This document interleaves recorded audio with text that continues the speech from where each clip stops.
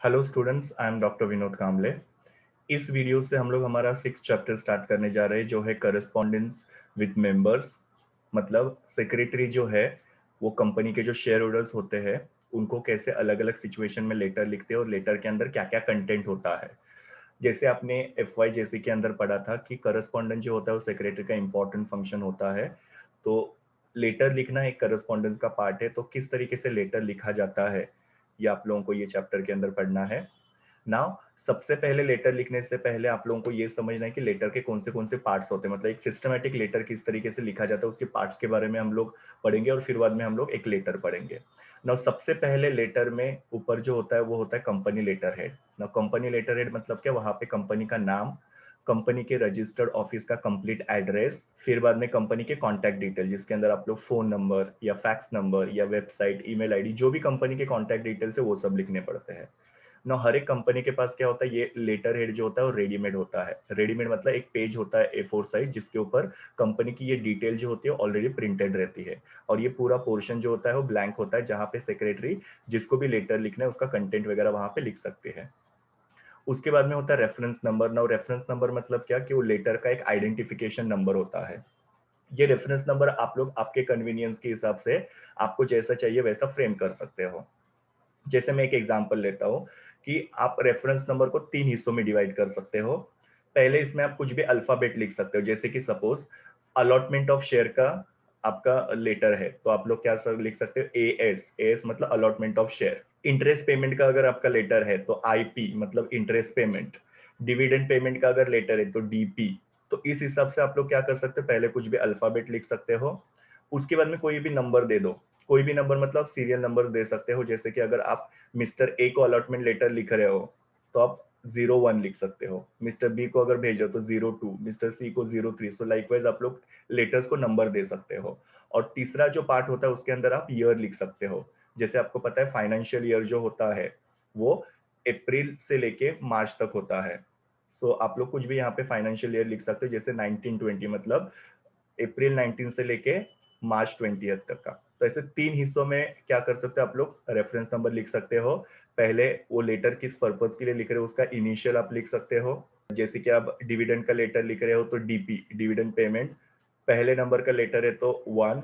और 2019-20 का अगर लेटर है तो 1920। तो कैसे पता चल जाएगा वहां पे हम लोग को कि डिविडेंड ऑफ पेमेंट का DP/01/1920। ऐसा कुछ भी आप रेफरेंस नंबर लिख सकते हो। पर्पस ये है कि ये रेफरेंस नंबर से फ्यूचर में जब भी आप लोग को लेटर ढूंढना होगा या वो लेटर की जरूरत पड़ेगी आप इजीली वो लेटर को फाइंड आउट कर सकते हो। उसके ही सामने आपको क्या करना है, यहाँ पे डेट लिखना है ना। डेट लिखने का भी प्रॉपर फॉर्मेट होता है। पहले आपको डेट, फिर बाद में मंथ, उसके बाद में आपको ईयर लिखना है। उसके बाद में वापस से आपको एक लाइन छोड़नी है और जहाँ पे आप लोगों को इनसाइडर एड्रेस और जिसको आप लेटर भेज रहे हो उसका नाम लिखना है। तो जिसको आप लेटर लिखना चाहते हो उसका नाम और उसका एड्रेस यहाँ पे आएगा। उसके बाद में आता है सब्जेक्ट। ना सब्जेक्ट जो होता है वो आप लोगों को थोड़ा क्या करना है, लेफ्ट हैंड साइड में थोड़ा मिडल के तरफ लिखना है। और पूरा सब्जेक्ट करके वर्ड नहीं लिखना, आपको SUB लिखना है। और शॉर्ट में वो सब्जेक्ट आपको लिखना है। और सब्जेक्ट का पर्पस क्या होता है कि पता चलना चाहिए लोगों को कि किस चीज के लिए लेटर लिखा गया है। मतलब पूरा लेटर जो है पढ़ने की जरूरत नहीं पड़नी चाहिए, यहां से ही पता चलना चाहिए कि किसके बारे में वो लेटर है, उसको सब्जेक्ट बोलते हैं। सब्जेक्ट के बाद में आप लोगों को सैल्यूटेशन लिखना होता है। सैल्यूटेशन मतलब डियर सर या डियर मैडम, रिस्पेक्टेड सर या रिस्पेक्टेड मैडम वगैरह। तो उनके डेजिग्नेशन के हिसाब से आप लोग यहाँ पे सैल्यूटेशन लिख सकते हो। सैल्यूटेशन के बाद में सबसे इंपॉर्टेंट चीज होती है body of letter. Body of letter मतलब कि आपका लेटर का जो मेन कंटेंट है, जो आप सामने वाले को मैसेज पहुंचाना चाहते हो, वो कंटेंट आपको यहाँ पे लिखना है ना। सबसे बड़ा यहाँ पे क्वेश्चन ये होता है कि बुक्स के अंदर जो भी लेटर लिखे क्या हमको वो बाय हार्ट करना होता है। तो ऐसा जरूरी नहीं है। बुक के अंदर जो भी दिया है वो आपको सिर्फ गाइडलाइंस दी है कि इस तरीके से लेटर आप लिख सकते हो। बाकी आप आपकी सिचुएशन के हिसाब से वो लेटर को थोड़ा सा टर्न एंड ट्विस्ट करके लिख सकते हो। तो बॉडी ऑफ लेटर जो होता है वो पैराग्राफ्स में डिवाइड कर सकते हो, बिकॉज पैराग्राफ में जब वो डिवाइड करते हो लेटर का कंटेंट तो वो पढ़ने वाले को भी इजी पड़ता है। फिर बॉडी ऑफ लेटर के बाद में आप लोगों को यहाँ पे कॉम्प्लीमेंट्री क्लोज वगैरह करना है। फिर बाद में सिग्नेचर करने हैं। सिग्नेचर में आपको पहले लिखना है कि for so and so company. मतलब ये सिग्नेचर जो है वो कंपनी का कोई एम्प्लॉय कंपनी के लिए कर रहा है, इसके लिए हमेशा कंपनी का नाम लिखना जरूरी है और वहां पे फॉर लिखना जरूरी है कि मैं ये इस कंपनी के लिए सिग्नेचर कर रहा हूँ। फिर यहाँ पे सिग्नेचर, फिर जो सिग्नेचर कर रहा है उसका नाम और डेजिग्नेशन होना जरूरी है। सेक्रेटरी होंगे तो सेक्रेटरी लिखोगे, डायरेक्टर होंगे तो डायरेक्टर लिखेंगे, तो पता चलेगा कि ये सिग्नेचर किसने किया हुआ है। सो सिग्नेचर में ये 4 चीजें आनी जरूरी है फॉर जो भी आपका कंपनी का नाम अपने यहाँ पे ऊपर लिखा होगा वो सिग्नेचर, उसके नीचे उसका नाम, बिकॉज सिग्नेचर से पता नहीं चलता है वो किसका नाम है, ये है। तो नाम लिखना जरूरी है, और वो जो सिग्नेचर किया पर्सन है उसका डेजिग्नेशन। और आपको उसके नीचे क्या करना है, एनक्लोजर। अगर कोई चीज आपको अटैच करना है लेटर के साथ, कभी कभी ऐसे होता है कि आप किसी को डिविडेंड पे कर रहे हो तो उसका चेक दे रहे हो, तो वो चेक का आपको यहाँ पे मेंशन करना पड़ेगा लेटर के अंदर कि ये लेटर के साथ हम लोग आपको चेक भी भेज रहे हैं। तो एनक्लोजर से इंसान को पता चलता है जिसको आप लेटर भेज रहे हो कि इस लेटर के साथ कुछ अटैच है करके, तो उसको एनक्लोजर बोला जाता है, और एनक्लोजर ENCL करके लिखा जाता है। तो इस तरीके से आपको पूरा लेटर लिखना होता है बिजनेस का ना। कोई भी लेटर आपको एग्जामिनेशन में आए, उसके अंदर company letter head, reference number, insider address, date, ये सब चीजें आप लोग क्या कर सकते हो, कॉमन रख सकते हो। मतलब आप लोग कुछ भी, मतलब कोई भी लेटर हो, ये चीजें आपको लिखनी है। सब्जेक्ट भी होता है, पर सब्जेक्ट जो होता है वो आपका जो टॉपिक के ऊपर आपको लेटर लिखने के दिया है उसके हिसाब से आपको सब्जेक्ट लिखना पड़ेगा, और डियर सर।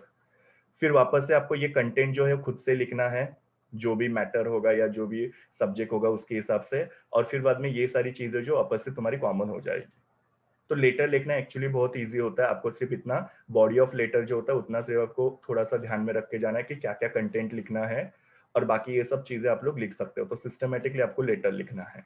सो एक लेटर में अभी आपको ये वीडियो के अंदर बताता हूँ। ये लेटर है, शेयर सर्टिफिकेट इशू किया गया है कंपनी के द्वारा, उसके बारे में। तो सेक्रेटरी शेयर होल्डर को इन्फॉर्म कर रही है कि आपने जो हमारे यहाँ पे शेयर के लिए डिमांड की थी या एप्लीकेशन किया था, उसके लिए हम लोग आपको क्या कर रहे हैं, शेयर अलॉट किए हैं, और वो शेयर का जो सर्टिफिकेट है वो हम लोग आपको भेज रहे हैं। ऐसा सेक्रेटरी क्या कर रही है, लेटर लिख रही है यहाँ पे। तो देखो चीजें यहाँ पे सेम है, कंपनी का लेटर हेड लिखा है, reference number. Now reference number देखो जो मैंने आपको बोला था, SC मतलब क्या, शेयर सर्टिफिकेट। ये पहला ही लेटर है, इसके लिए 1, और कौन से ईयर का है, 2020-21 का। तो मेरा रेफरेंस नंबर एकदम प्रॉपरली मीनिंग के साथ ये हो गया। तो आप लोग कुछ भी लिख सकते हो रेफरेंस नंबर, सामने डेट लिखना है आपको। फिर इनसाइडर एड्रेस, आप किसको लेटर लिखना चाहते हो उसका नाम और एड्रेस। और फिर सब्जेक्ट के अंदर आपको एकदम शॉर्ट में लिखना है इश्यू ऑफ शेयर सर्टिफिकेट, ताकि जब वो शेयर होल्डर लेटर को रिसीव करेगा तो उसको पता चलेगा लेटर किसके बारे में है। उसके बाद में डियर सर। तो कॉमन जो चीजें मैंने आप लोगों को बताई, ये सारी चीजें जो है कॉमन है, बाकी ये सब चेंज हो जाएगा, और अगेन ये सब कॉमन हो जाएगा ना। बॉडी ऑफ लेटर में आपको क्या लिखना है कि अंडरस्टैंड वन थिंग, जब आप शेयर सर्टिफिकेट इशू करते हो तो ऑब्वियसली शेयर के लिए आपको एप्लीकेशन आया रहता है। शेयर के लिए एप्लीकेशन आता है, उसको आप स्क्रूटिनी करते हो, प्रॉपर एप्लीकेशन मनी शेयर के लिए पे किया है कि नहीं वो देखते हो, और फिर बाद में आप लोग उसको बताते हो कि आपको शेयर अलॉट हुआ है और आपको इसका शेयर सर्टिफिकेट भेजा जाएगा करके। सो जब सेक्रेटरी लेटर लिखना शुरू करते तो शुरुआत में ही लिखती है कि आपका जो एप्लीकेशन आया था, वो एप्लीकेशन का नंबर भी लिखना पड़ेगा। एप्लीकेशन का जो फॉर्म होता है, हर एक फॉर्म का नंबर होता है अलग अलग। तो आपको लिखना पड़ेगा कि आपने हमको शेयर सर्टिफिकेट इशू करने के लिए एप्लीकेशन किया था, उसके हिसाब से आपको शेयर सर्टिफिकेट दिया जा रहा है। और ये शेयर सर्टिफिकेट जो है वो आपको 15 दिन में आपके रजिस्टर्ड एड्रेस पे, जो कंपनी के रिकॉर्ड में है, उस रजिस्टर्ड एड्रेस पे आप लोगों को रजिस्टर्ड पोस्ट से ये सर्टिफिकेट है वो भेजा जाएगा। ऐसा आपको फर्स्ट पैराग्राफ में लिखना है। फिर यहाँ पे आपको एक टेबल बना के डिटेल्स देने हैं शेयर सर्टिफिकेट के, क्योंकि काफी बार क्या होता है कि गलत इंसान को गलत शेयर सर्टिफिकेट चला जा सकता है। मतलब मिस्टर ए का शेयर सर्टिफिकेट है, मिस्टर बी को जा सकता है। सो लेटर के अंदर भी आपको डिटेल लिखने हैं शेयर सर्टिफिकेट के।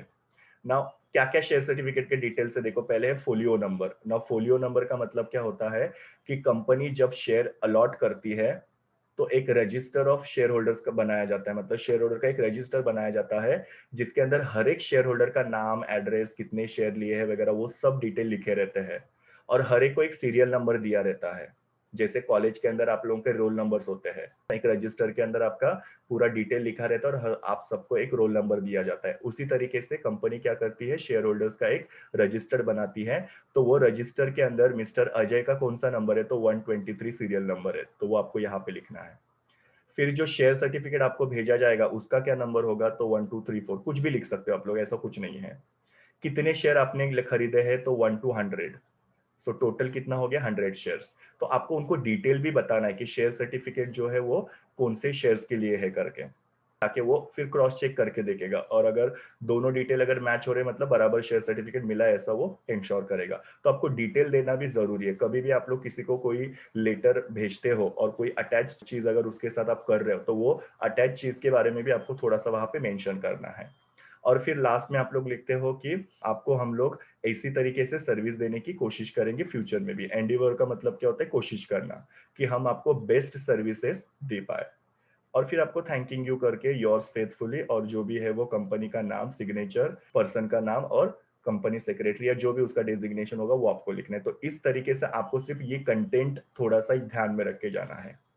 उसके अंदर भी आपको क्या याद रखना है, वापस से बताता हूँ मैं आप लोगों को। पहले तो आपको लिखना है कि आपका application number so and so आया था, उसके हिसाब से मुझे अथॉरिटी मिली है कि आपको शेयर सर्टिफिकेट इशू किया जाए, और ये शेयर सर्टिफिकेट जो है आपको 15 डेज में आपके रजिस्टर्ड एड्रेस के ऊपर रजिस्टर्ड पोस्ट के द्वारा सेंड किया जाएगा।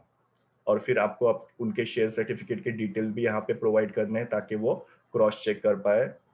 और लास्ट में एक ऐसी ही आपको फॉर्मेलिटी करके एक लाइन लिखना पड़ेगा कि हम लोग आपको बेस्ट सर्विस देने की हमेशा क्या करेंगे, कोशिश करेंगे। एंडिवर मतलब क्या, कोशिश करना। तो इस हिसाब से आप लोगों को इश्यू ऑफ शेयर सर्टिफिकेट का लेटर लिखना है, जो अगेन आपके एग्जाम के पॉइंट ऑफ व्यू से इंपॉर्टेंट है। इसके अगर अंदर अगर आप लोगों को कोई भी कंटेंट चेंज करना है तो आप कंटेंट भी थोड़ा बहुत चेंज कर सकते हो। Thank you, we will meet in the next video. Please do like, share, comment and subscribe to my YouTube channel.